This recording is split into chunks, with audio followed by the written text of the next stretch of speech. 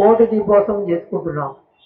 ఎందుకు దీపాలు వెలిగించాలి అనే దాని గురించి ఇంతకుముందు అమెరికా అధ్యక్షుడైనటువంటి బరాక్ ఒబామా ఆయనకు అర్థమైంది, మనకు అర్థం కాలేదు. ఎప్పుడో ఒకసారి చేసుకుంటున్నాం, పోతున్నాం.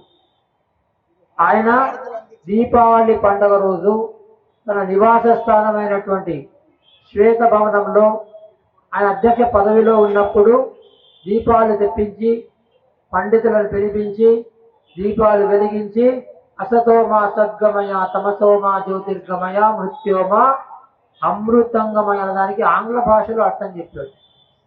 దీపాలు వెలిగించే సంస్కృతి చాలా గొప్పది, శ్రేష్టమైనటువంటిది.